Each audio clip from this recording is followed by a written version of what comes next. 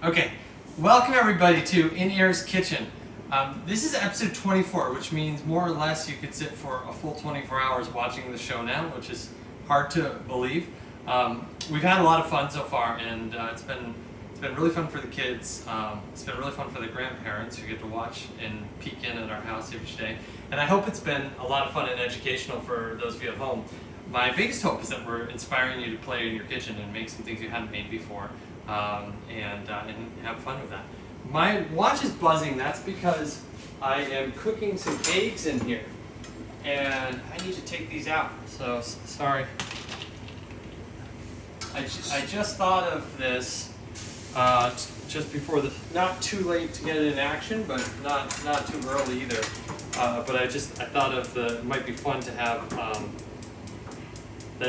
have some eggs on the grits at the end. So. We'll come back to all of that, and let me just talk a little bit about what we're going to do on today's show. We've had lots of requests for cheesy grits and some really sweet, heartfelt testimonials from people when they heard that we were going to do them. I know, it's very touching. I can understand the feeling a lot of people have missing some of their routines, and we had people writing in about the memories they have having the grits and clover and how they miss that. We're all looking forward to getting to that moment again. And I've been talking more and more to the team about getting our restaurant started, but it's still a little ways off. And in the meantime, you can make cheesy grits at home, which is awesome. So I'm going to talk a little bit about the grits to get started. This is what we use at Clover, and it's called Sampe. It's S-A-M-P-E. And hey, Blue, you want to join? Sure. Awesome. And let's take a peek at this Sampe. Here, Blue, come on over here. Just get a little bit of that out and put it on the tabletop, just a little bit. And I'm going to get some other things we can look at as well.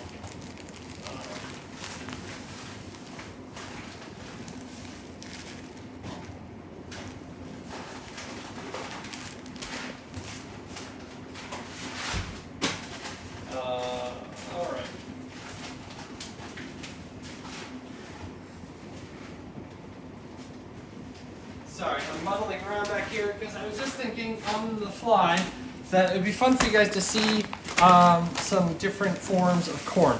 So this is popcorn, and if you want to follow along with our episode on Thursday this week, get yourself some popcorn if you haven't already. I ordered this popcorn from Maine Grains, and it is it's a really beautiful popcorn that was grown in Lazy Acres Farm in North Hadley, Mass.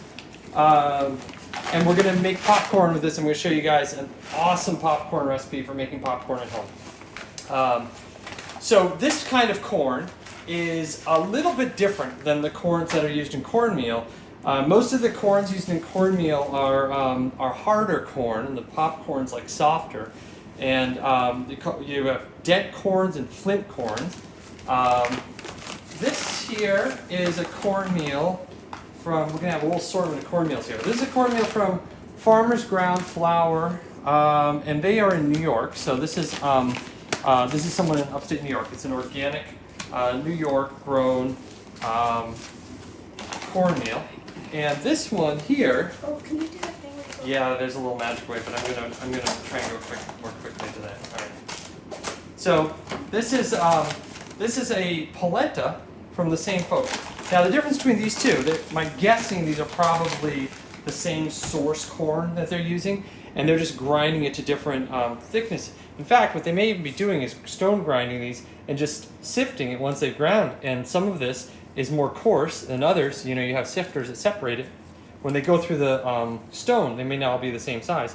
And they may just be separating these and selling these as two different uses, one being polenta, one being cornmeal. That's really common today. That was really common historically as well. We have a few others to look at here, and but there's not any. This might be something that not everybody knows, but there's nothing like magical about it. We can all get our heads around this. We know what corn is.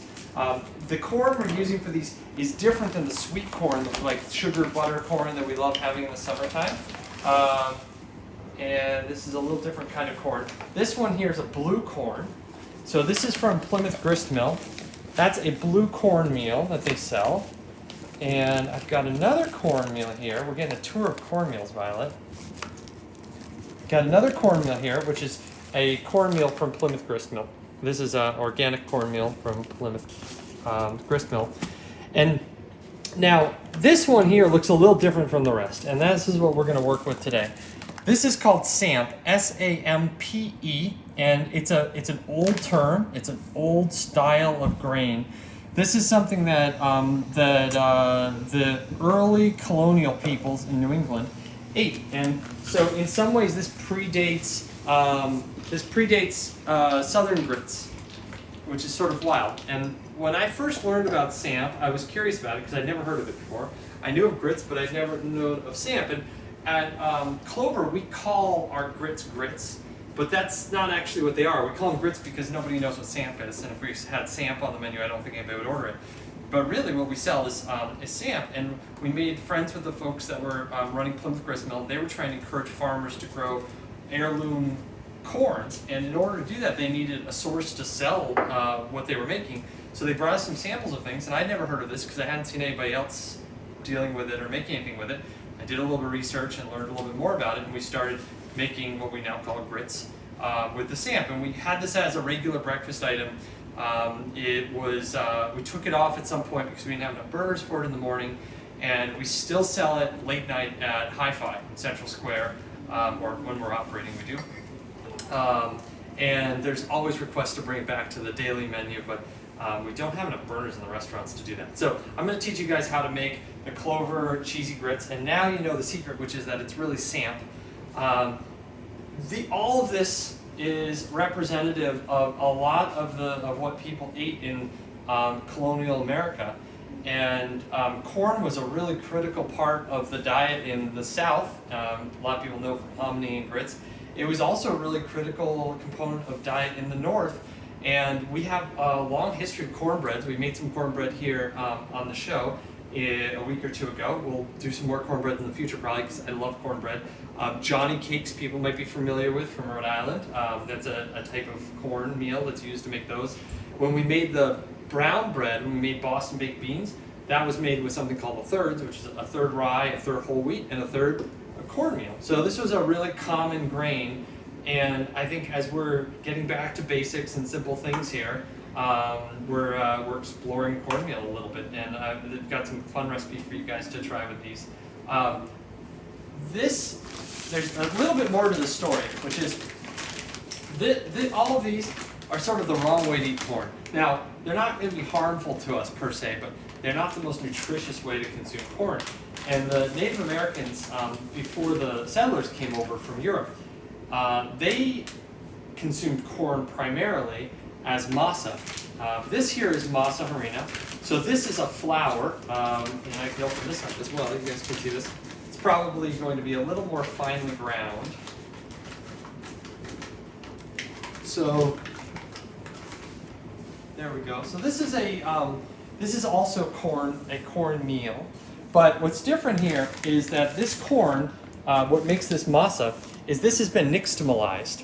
And what that means is that it's been prepared with lime, which is very basic, and it initiates a chemical reaction called nixtamalization, which makes the corn much, much, much more nutritious.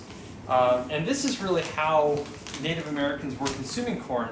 I read a little bit about the history, and I think up until pretty recently, a lot of historians were assuming that the Native Americans in North America didn't know about nixtamalization, but it's since been found that they absolutely did, and they just used different methods to nixtamalize their corn. Sometimes putting the corn in ponds underneath the mud, and using ash from fires to get to the same sort of an effect. Most Native people who used corn for their diet, which is like all of the Native American people of South America, North America, Central America, were very familiar with nixtamalizing corn. This is a healthier way to eat it. It seems that when the settlers came and they learned about corn, because it wasn't something that was in Europe, it was a new vegetable to them. They thought that those traditions of burying it underwater and using ash and using lye to nixtamalize it, they thought that those were foolish things, and they were a little arrogant about it, and they didn't pick up those traditions. So from sort of pre-Columbian days, we had nixtamalized corn, which had tons of nutrients. And then post-settlers, we have all these corns, which are not nixtamalized. And they're yummy, they're fun to eat, you can make cool things with them. They definitely provide calories. They do not have the level of nutrition that this does. But they're all part of our food tradition, and we're gonna explore the Samp in particular. If you don't have Samp at home, I would recommend going to Plymouth Grist Mill and ordering some. It's awesome. And it's not very expensive, it's a lot of fun. This little bag will last you many meals, as you can see today. We're only going to use a cup of that.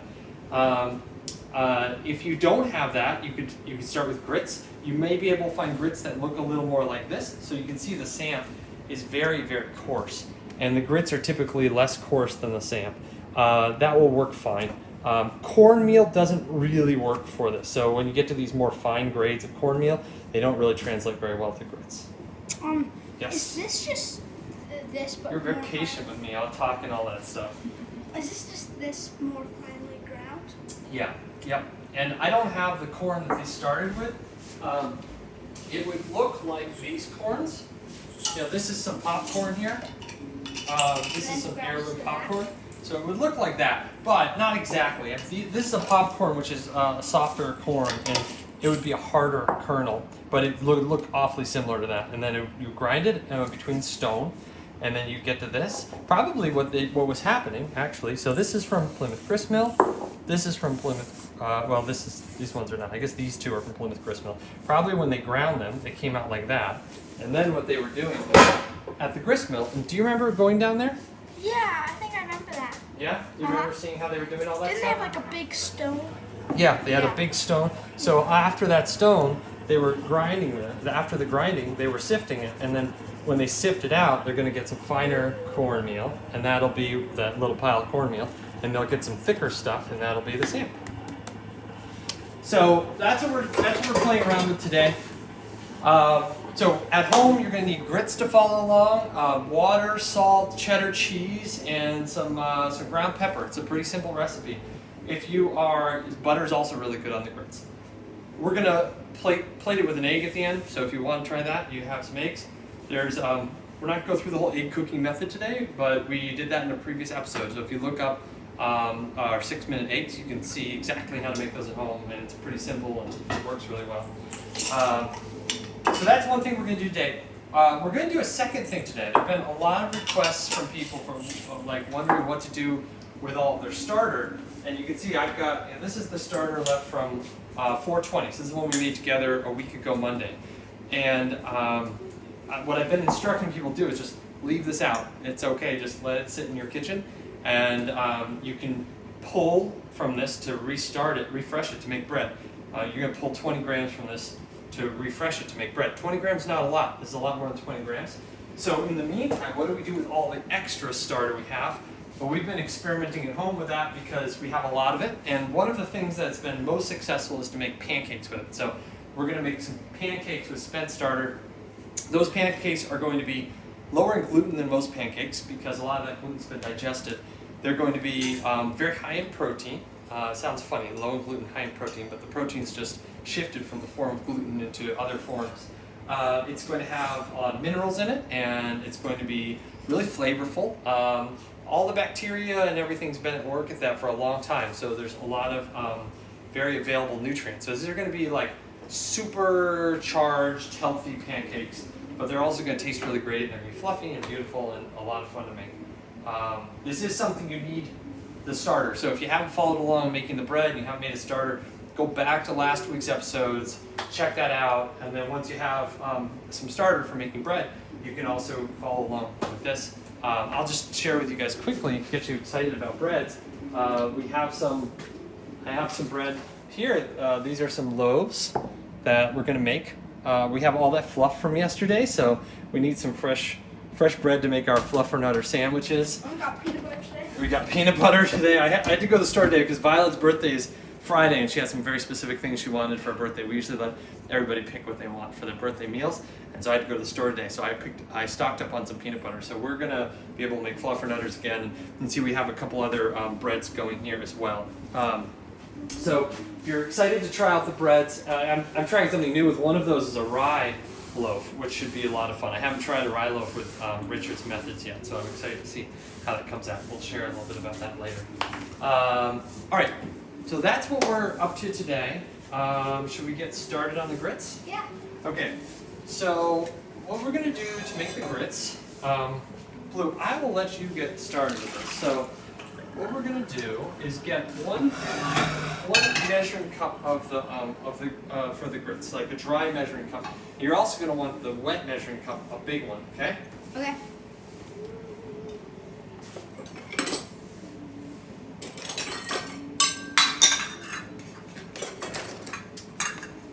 All right, and Violet, you'll tell us if any questions come up, right? Yep. Okay. All right, nice job, Blue. So you're gonna make this up. So the recipe for the cheesy grits, we're gonna do 1 cup of samp. All right. Wait, you're looking for the? I got the wet one already. I got it for you right here. So 1 cup of samp. All right. And yep, use the dry measure for that. Perfect. And you're gonna find the bags as samp. I think you got it. I'm gonna put some of our mini cornmeals away.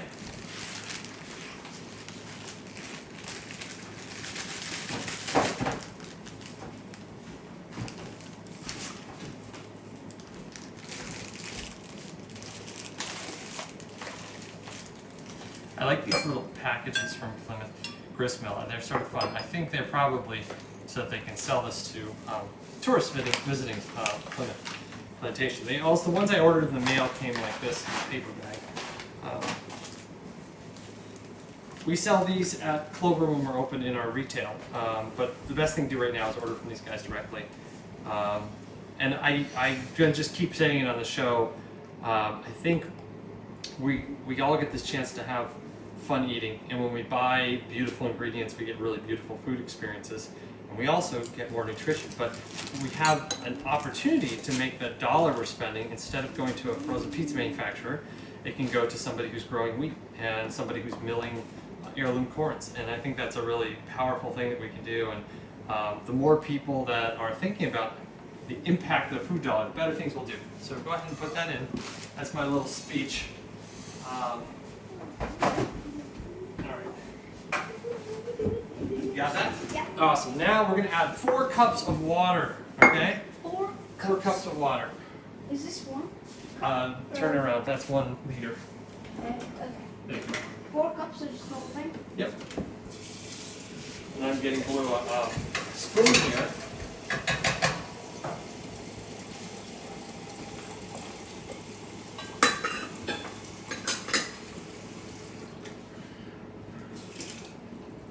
There we go. You put it in with the... Just put it right in there.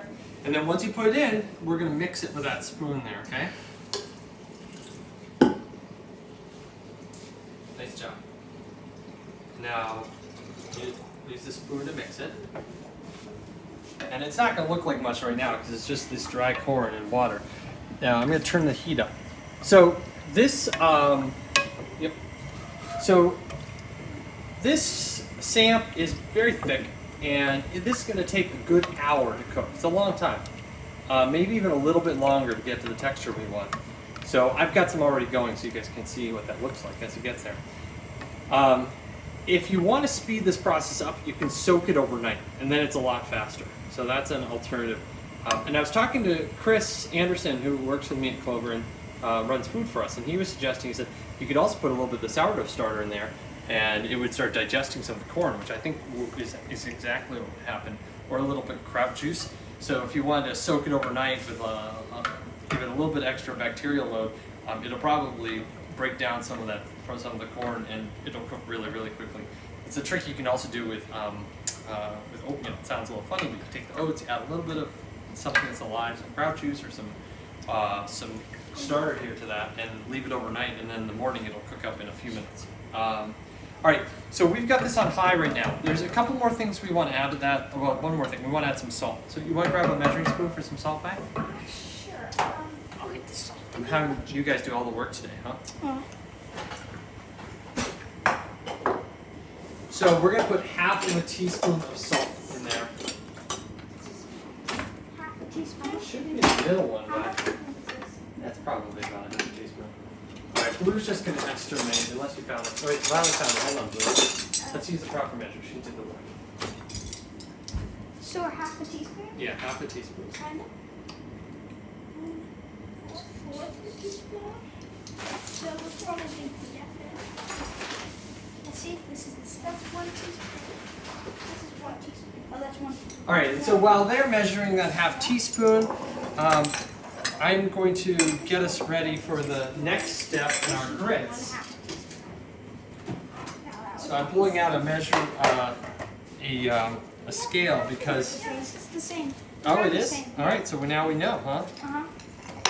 All right, I'm pulling out a scale because I know how much cheese I need in weight, but I don't know how much it's going to end up being when I grate it in terms of, yeah. All right, so that's 400 grams. Now we need 50. How much do you think that's going to be? How big do you This is think 400 that would be? grams? 400 for the whole thing. How much do you think for half of it?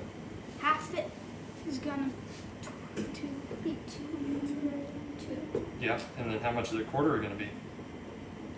100. Yeah, so we'll take an eighth. Boop. It should be 50 grams. Bingo. So that's the amount of cheddar cheese that we'll use. Do you want to get a grater, Blue? And grate that up? And what we'll do is we'll figure out how much cheese that is in a cup, and then I'll modify the recipe over there. And when I post it, I'll let everybody know 51. how many cups of grated cheese. Is this Unbelievable! See how that math worked for us? 51. Cool. Wait, is this what you're gonna use? Yeah, that's great. Do you want me to do it? It's a little sharp. You want to try it? Wanna do it? All right. You'll put that away, Vi? Sure. Nice job. Now, Blue's doing a couple tricks. One, for box graters, for grating in general, I'm a big fan of a box grater. I've tried all the other graters. I've got my hands on. I just don't like them as well. This particular grater is a microplane grater. I'm not sure it's my favorite. It replaced my old box grater, but it's really sharp. It's wicked bad at taking your knuckles off, which I don't like very much about. Blue's doing a clever thing to avoid that, which is he's using the palm of his hand, which is a good trick when you're using a mandolin or a grater, because that fat, meaty part of your hand, it doesn't cut very easily. It sort of can get caught on those blades without cutting. If your hard knuckle gets there, they'll get that skin will come right off. So this is a nice trick Blue's using. And then I learned it from you. Said it earlier. you learned it from me. Did we do it on the previous show? Yeah. Well, you've been paying attention, huh? All right. So, well, this is show number 24. So we've done 24 hours of this cooking show. 24, yeah. 24 hours. So you have gotten like 24 hours of cooking lessons. It's quite a lot, huh? Uh-huh. All right. So let's figure out how much that is in terms of a cup. Because I just didn't even know. Oh, it's about a cup. So it's about a cup of grated cheese. A little scant cup, but it's about a cup. Now we're going to mix that into the grits. Coming over here, we can see this is coming up toward a boil. And what we're going to do with the grits, we're going to bring it to a hard boil. We're going to hold off on the cheese on this one. We're going to put it in the back one, but we're going to bring this up to a hard boil. We're going to keep it pretty hot. I'm going to turn the temperature down, but it's going to keep bubbling for a good 15 minutes. After that, I'm going to keep it at a low simmer. And I want to make sure the whole time that it doesn't burn. So periodically, I'm going to stir it. It also helps if the thicker a pot you have, the better. This one's not bad. You can see this like some thickness to this, and it's got this aluminum core. This pot is even better. And the reason it's better is because it's even thicker, and what that means is it's less likely to burn. The heat's going to be more evenly distributed in there. And so you can see here, I've got my grits, and these have been cooking now for a little bit more than an hour. So what I was saying is they just take a while, and you just want to make sure you stir it periodically. In the beginning, you're going to want to stir it more often, and then once it gets going, it's going to be like this. You can see this is hot, but it's not going to burn, and you take a peek at it. We started out with 4 cups of water, but I've probably added another half cup or so to this over the past hour, and you're gonna monitor it. I've had the lid on. If I had the lid off, I would have lost even more water, and I would have had to add even more water. You just want to keep that consistency right about here. You don't want to let it get too dry. And if it does, it'll just burn. And now what we're going to do is we're going to take this cheese that we grated, and we're just going to stir this in. So this is one's at the end of its life. It's been cooking here for a good hour plus. That one's still at the start of its life, so that one's not ready yet. So we're not adding the cheese in until the very end. So making sure that's clear to everybody. So now we've got ourselves some cheesy grits. The last thing we're going to add there, which we do toward the end here, is we're going to add some ground pepper. You got a question? Yeah. All right, hold on a second. Let me finish this and we'll get to the question, all right? All right, so I'm just grinding up some pepper right here. It smells really good. Okay, and I'm gonna go ahead and put some of that pepper in there. So it's some fresh ground pepper, cheddar cheese, salt, samp. Now you know it's not actually grits, but we'll still pretend it is. And this is going to be delicious. And what we're going to do is we're going to put an egg on that. I've got my eggs right over here. And this is a method that we use at Clover. And I did it just as the show was starting today. But this egg, if I did it right, if I did it right, when I open this egg up, it's going to be soft on the inside, and it's going to have a firm white. And I think for most people at home, that's going to be about 6 minutes of cooking time. At Clover, we actually cook it a little longer than that, but we cook a larger batch at a time. I think it affects the cooking dynamic.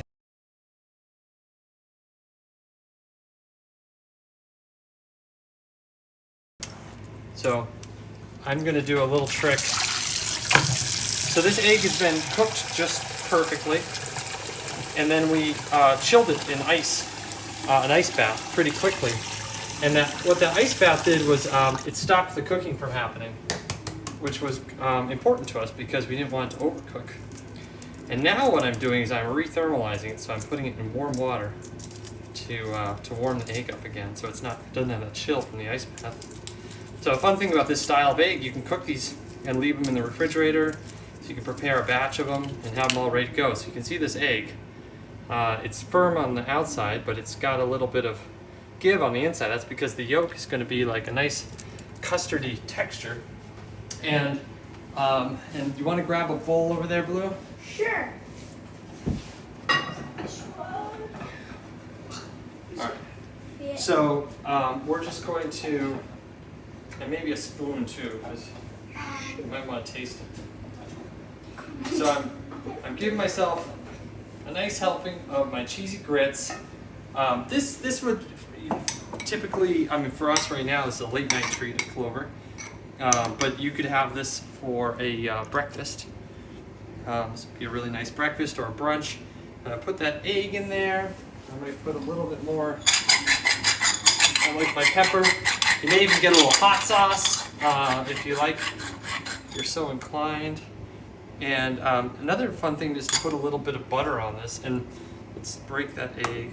And there you go. So this is beautiful little breakfast or brunch, and a really nice way to explore grits, or as we found out today, samp. And I'm going to take a little bite of that.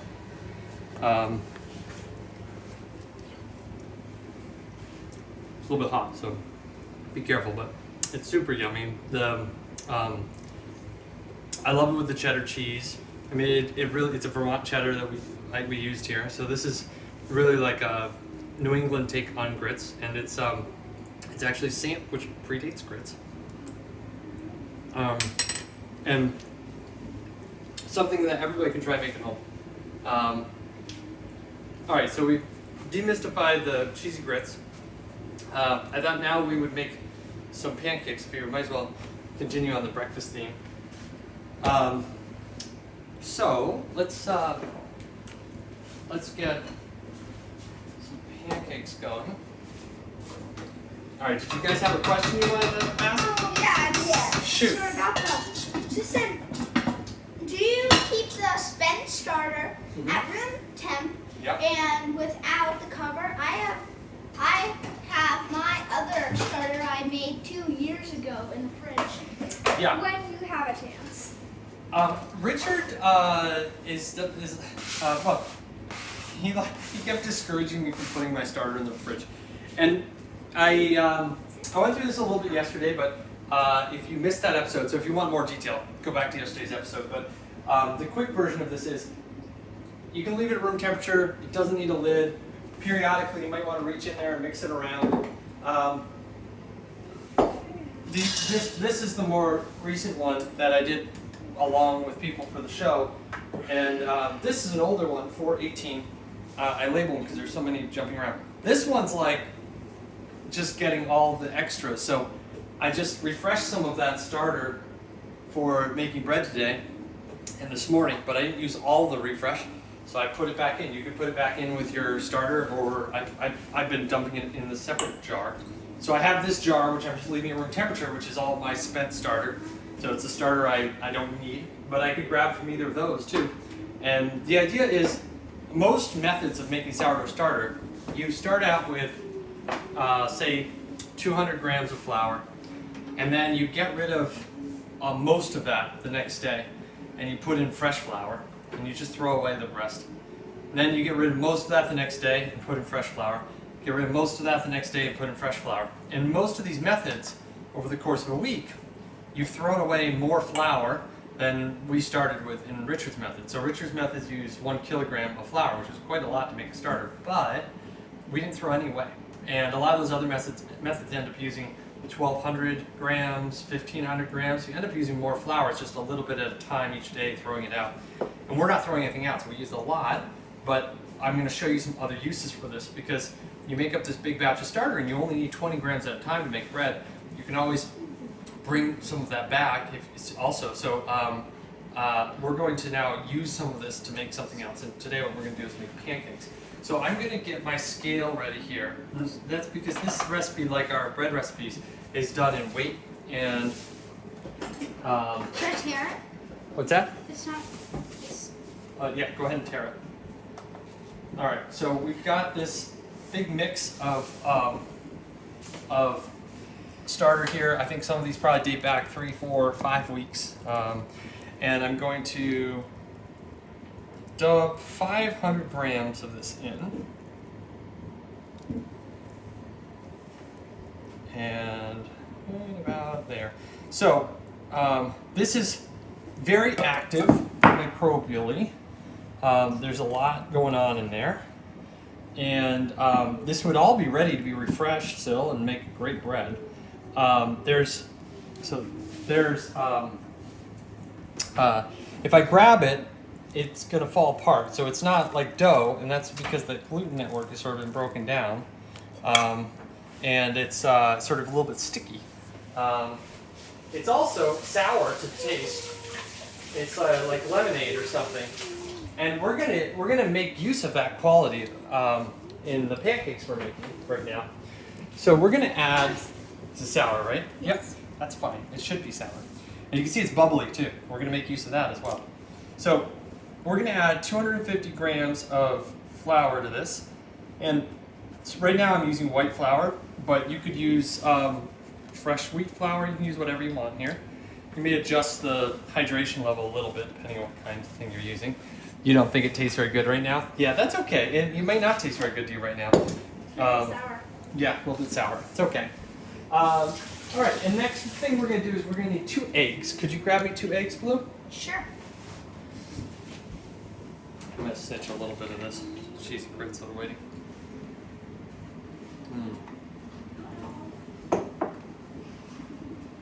Super yummy. Yeah. 2 of those.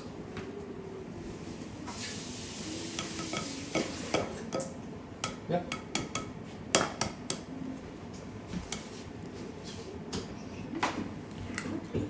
Got it? Yep. All right. And now we're going to do I had to make this morning, so the kids are gonna have pancakes twice today because, like the pizza recipe, I just make this from my field, and I don't ever have a recipe for it. But we actually took all the measurements, and this should work really well for everybody. So we're gonna do 2 tablespoons, 2 tablespoons of oil, and I would recommend that you do not skip the oil. If you don't put the oil in the batter, you end up using a lot more on the pan. So I think it's better just to make sure you put a little bit in the batter. Now we're gonna put some sugar in there. The sugar, on the other hand, is like to your taste. So we're gonna put 4 tablespoons of sugar because I put a cup in. Blue will like that a lot. What's that? I put a cup in. Like just hold the cup? Yeah. See, that's what I'm talking about. So we're gonna do 4 tablespoons of sugar here. And you can do less sugar if you wanted. Personal choice. And then we're gonna put a little bit of salt in there. So I think the recipe I have is, what did I put? I left the salt out. Can you go over there and half a teaspoon of salt, Blue? Half a teaspoon. Thank you. Yeah, you're gonna want salt in there. And then we're gonna need baking soda. And we're just adding this all in, which isn't always the way I make pancakes. Other recipes, I may separate the wet and the dry ingredients. But for this recipe, we're just gonna make it all in one bowl. It's gonna work really well. 1/2 teaspoon? 1/2 of a teaspoon of salt. And then we're gonna do 1 teaspoon of baking soda. Yeah. Question. Shoot. Now we need milk. Can you use honey instead of sugar for the pancakes? Sure. Yeah. Yep. The sweetener is totally discretionary. You can not use any. It won't be very sweet. You can use a different kind of sweetener. Anything will work fine. So we're going to do 2 cups of milk. And the way I'm going to do this, I'm going to get started with 1.5 cups. And then I'm going to judge the last half of a cup based on how this is mixing up for me. So depending on the flour you're using, you may need a little bit more or a little bit less. This is always a good approach to making a batter like pancakes. You need to get a bit of a feel for it, for what the texture you're aiming at is.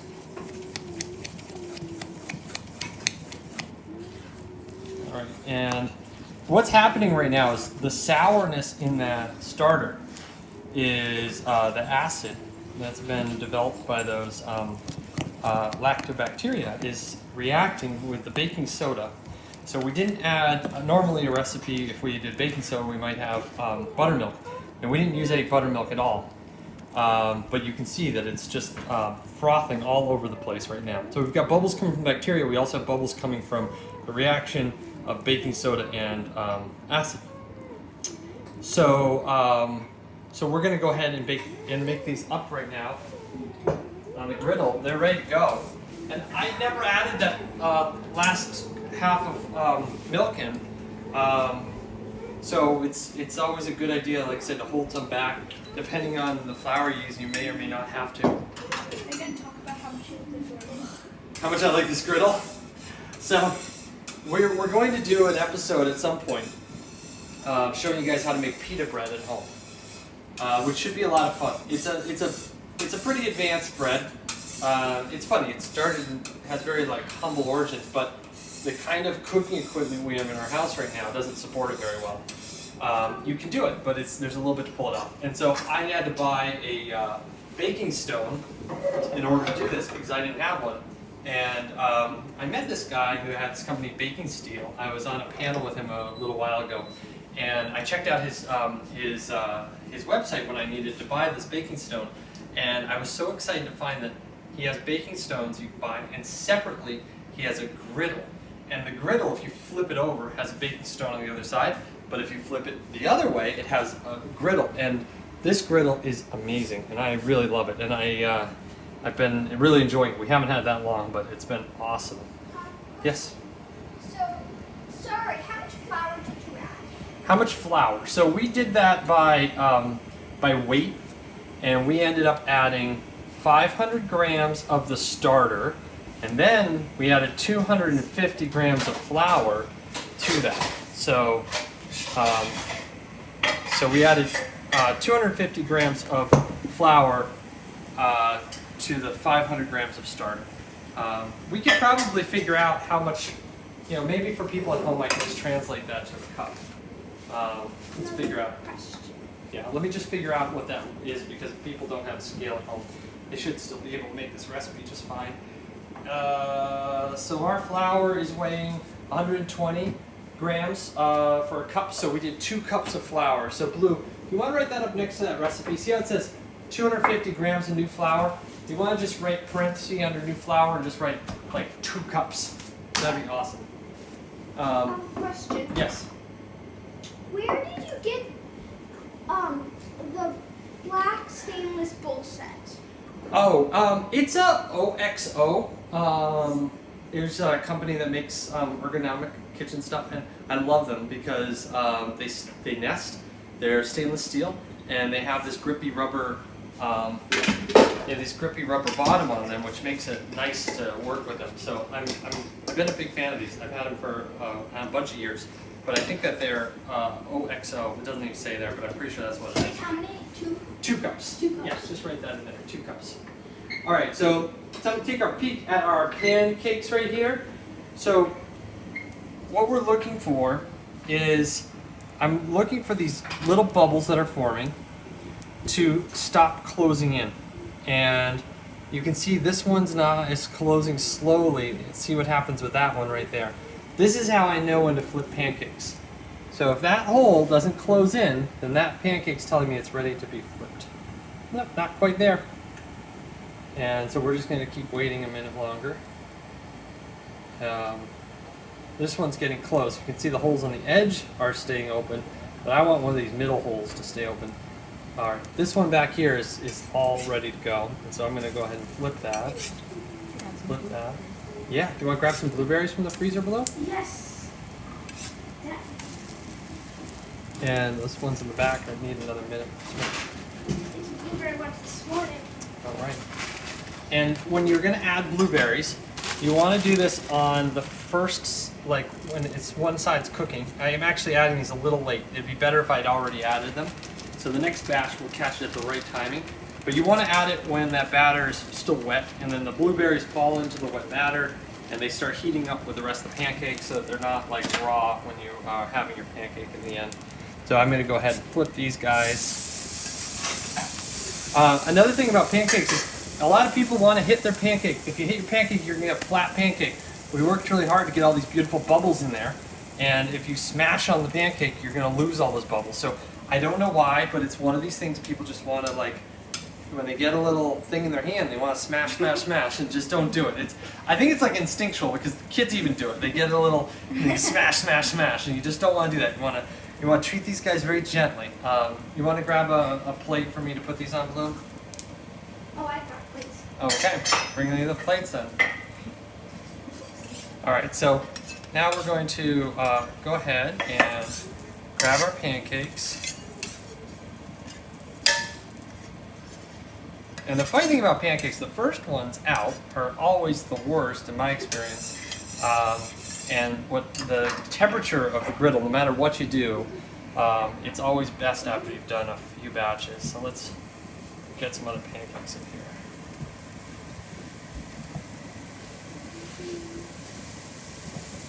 And you can make shapes and stuff too. I'm not doing any on purpose, but that one looks sort of like a duck. Chocolate chips are awesome in pancakes. Banana slices are really good in pancakes. No, we're not going to do chocolate chips today. We've got blueberries. But banana slices are awesome in pancakes. I think that's my #1 favorite kind of pancake. Bananas and chocolate chips are also a good combination. All right, so these guys are cooking. I'm just going to rinse my hands here. Blue, I see you've got some fluff out. Were you thinking I would blowtorch those? Yeah, do you have them? All right, yeah, we'll do a little dramatic finale to today's show. Let's see. Here it is.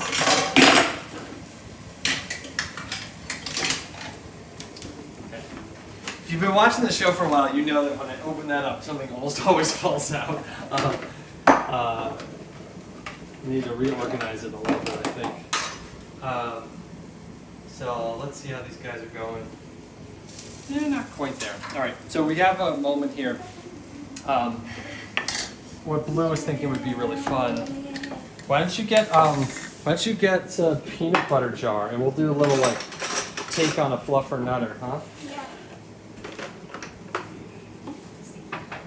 We have a lot of fluff because of yesterday's show, and so we're finding creative ways to use fluff. And this morning when I made the pancakes, I did play around with some fluff in the pancakes. So you could also do a take on a s'more. You could have some fluff and some graham crackers and chocolate. So this is, there we go. There's a little bit of fluff on that pancake. And I'm going to put these. Are you going to do that for me, Blue? Yeah. Okay, that's awesome. Sorry. I'll let you keep going with those. If you don't have one of these at home, you can achieve a similar effect by broiling in your oven. But this is a lot of fun.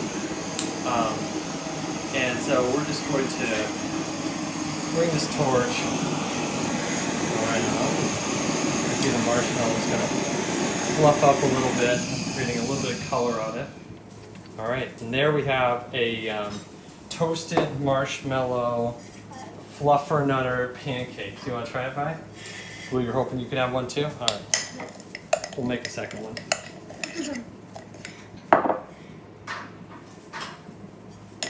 This fluff is so sticky. But yummy. But yummy. Cubby said when first comes out, Yeah. it's like more silky. Yeah. But then once you have it later, it's more sticky. Oh.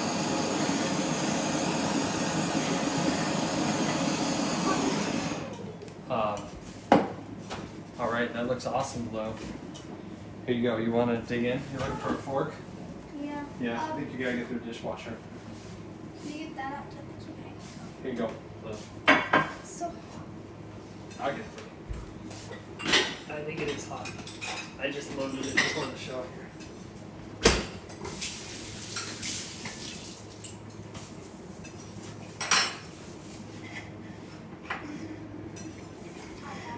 I'm gonna steal a little bit of Blue's pancake here. Mmm.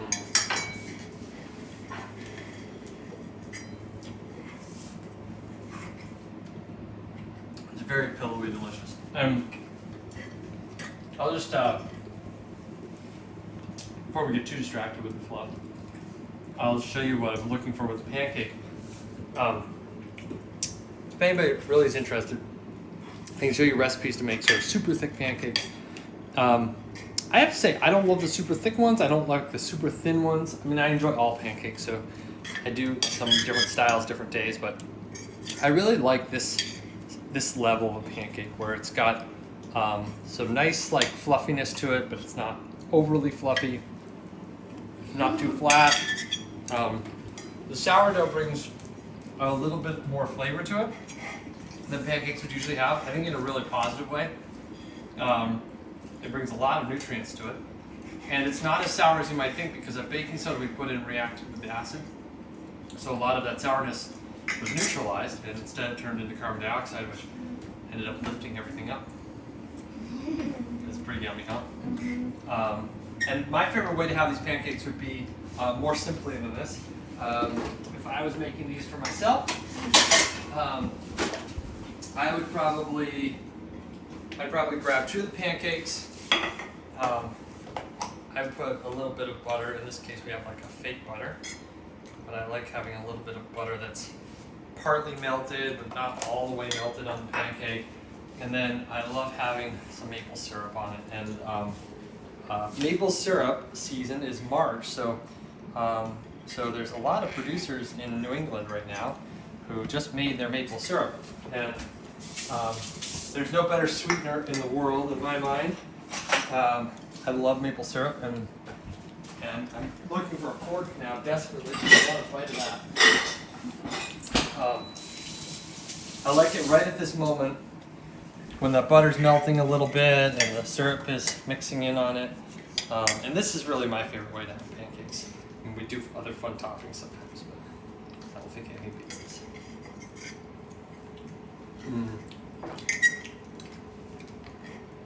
It's really, really good. Thank you for joining us, guys. That's it for our show today. I'm going to post these recipes as soon as the show is over. If you want to follow along at home.